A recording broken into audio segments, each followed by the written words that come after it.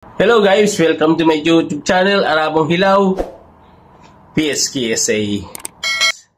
Ako magsasabi ko na estado. Totoo naman eh. Hawak ko naman ng record. Alalahanin nyo, congressman ako dati. Porsigido pa rin ang House Prosecution Team na ituloy ang impeachment trial laban kay Vice President Sara Duterte. Ito'y sa kabila na mayorya sa mga Pilipino ay ayaw sa impeachment trial ni VP Sara batay sa Social Weather Station o SW survey na 42% ng mga Pinoy ay ayaw sa impeachment, 32% ang pabora na matuloy at 44% ang naniniwala na dinidelay ng Senado ang impeachment trial.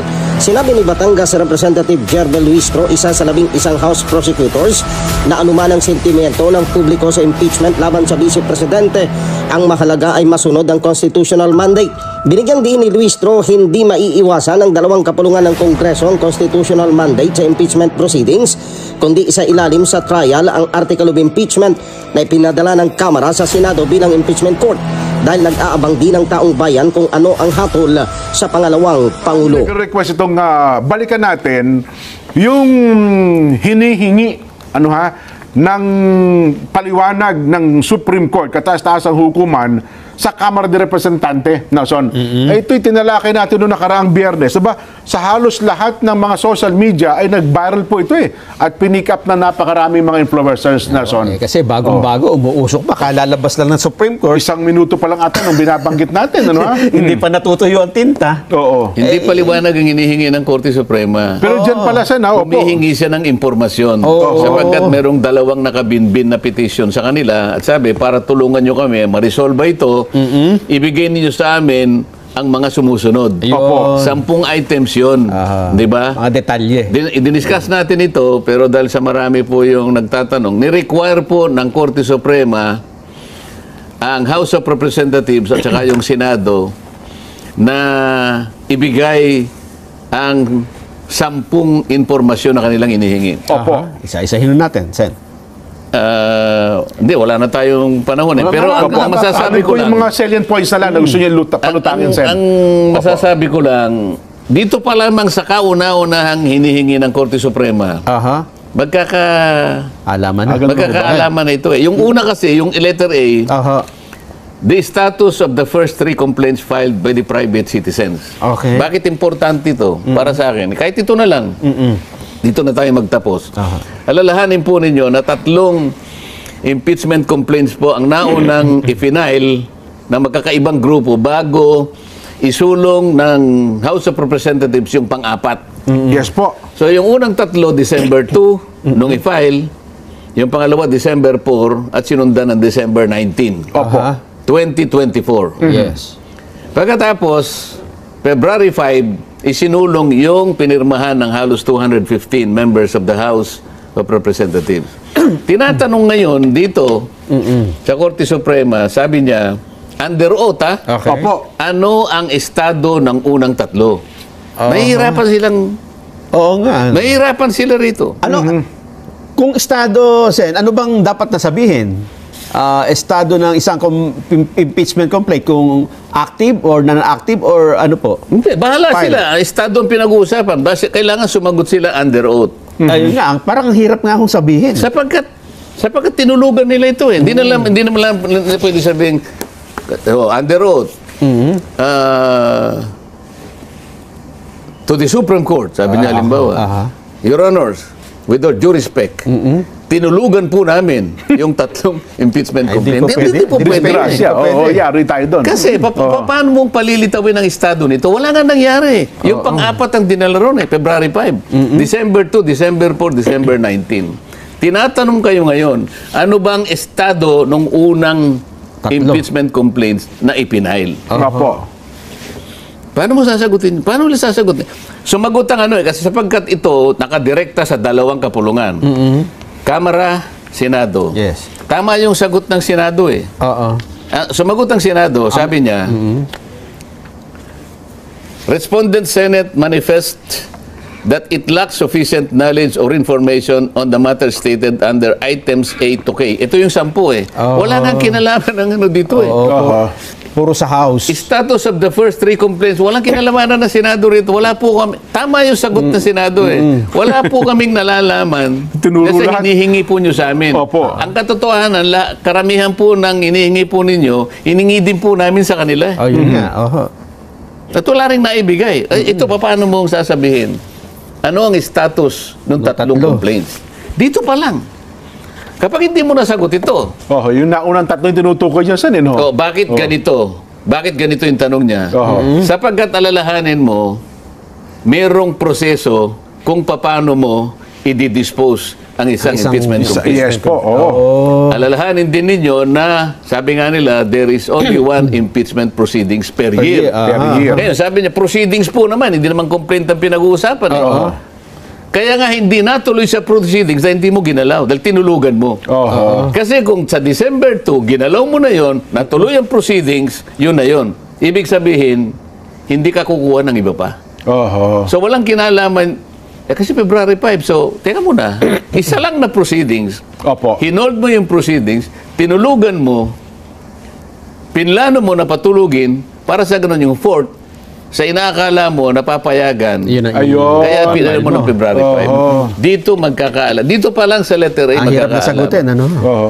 May 10 lahat yan. Kapag pinilit nila ito, nandun na ako sa Senate by, di ba, yung unang bakbakan dito. Ako ang magpapatunay kung ano yung status nito. Anong tatlo? Hindi ko muna sasabihin yun, secret. Naku. Diba? Gusto mo? Naku. Ayaw nyo sabihin kung ano estado, ako magsasabi kung ano estado. Di ba? Yun na lang muna. Pero sa Senado niyo na po sasabihin. Totoo naman eh. Hawak mo naman ng record. Alalahanin nyo, congressman ako dati. Nga po, no? Hawak ko lahat, meron din akong kopya niyan. At ang mabigat dyan, pag kada sagot nila, under oath, may panunumpa sila eh. Under oath ito. Ano yan, kapag hindi nyo po. Pagka sinagot mo ng ganito at mali, under oath ka. Nako. Makukontempt ka. Contempt yan, may kulong yan. Senator Judge ako, di ba? Kung matutuloy. Kung matutuloy. Opo. Hindi, pero teka lang, Sen. Merong... Di ba kanina? Papakit ako rito, yung isang mga rami reporter dito. Opo. Yung puro impeachment. Sabi ko, teka muna, anong impeachment ang pinag-uusapan natin? Naku.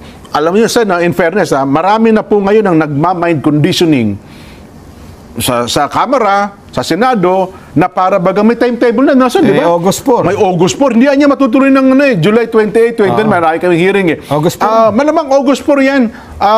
Magkakaalaman kami at sisimulan na ng Senado ang impeachment proceedings. Proceedings na po ang binabanggit. Anong araw? August 4 daw po. Ang ina-expect nila na masisimulan ang impeachment proceedings. Sabi ng mga Amerikano, what the hell are you talking about? Ayun lang. Sabi nga nung AI, it's a strong word. Preposterous.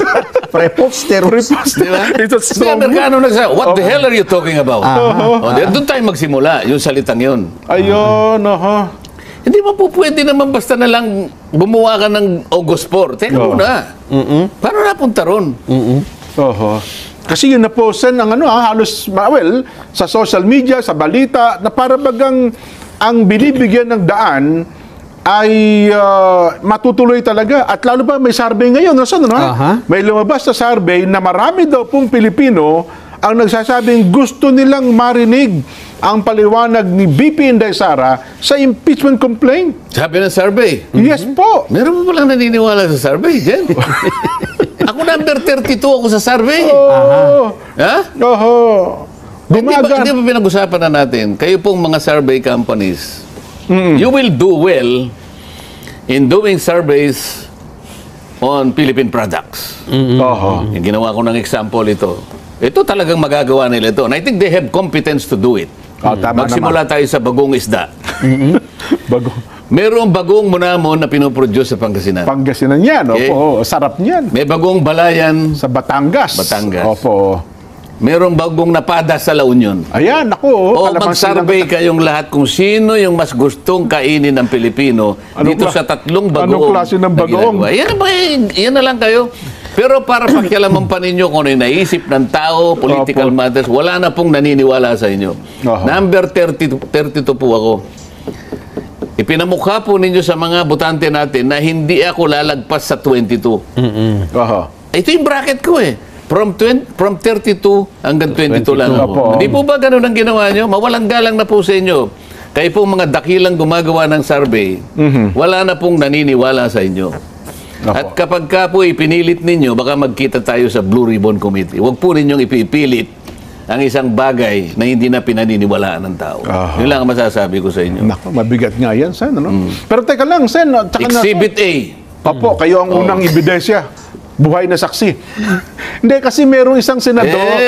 Sen? Pinaiinit mo na naman ako. Hindi. Ito factual. Ito lalamig na ulo. Lalamig nyo rito. Ito yung gawain itong dalawang ito eh. Ito, Sen. Patapos na tayo. Ito, lalamig ulo dito. Ito na. Meron po Lalamig.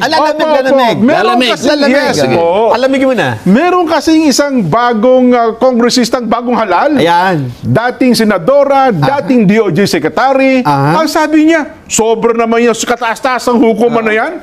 Overreach saan niya? Grabe makapag-utos. With all due respect. Bakit pinakialaman? Bakit pa niya pinakikialaman yung mga bagay na yan? Yan abogado po ito ha. Dating DOJ secretary. Dapat yan sa Senado lang. At ngayon naging parang akala niya yata sapagkat siya naging kongresista ngayon, pwede na niyang questionin ang kataas-taasang hukuman, Sen. Lumambig ba ulo niyo, Sen? Lumamig ang ulo mo. Kasi natuwa ako. Yun po ang di ba? Pero akala nyo mauuto nyo. Ang akin po, ang punto ko dito, Sen, para sa isang senadora, dating DOJ secretary, dapat pa niyang sabi abogado. Ko hindi ako pangkaraniwang mamamayan lang, hindi ako maglalakas loob para sabihin ko yan. Patawarin nyo na siya. Patawarin nyo na. Alam nyo, ang pagpapatawad, alam nyo naman, nasa Biblia yan. Mas lalo kayong magiging dakila kapag kayo nagpatawad. Lalong-lalo na sa mga nadidimla ng isip. Di ba? Magpatawaran tayo. Siya yung nagkaroon ng overreach. Pinagagana ko po kasi yung ngipin sa ngipin. Okay guys, yun lang ang video natin for today. Don't forget to follow, like, share, subscribe to my YouTube channel. At marami pong salamat sa inyong lahat. God bless everyone. I love you all. Bye-bye.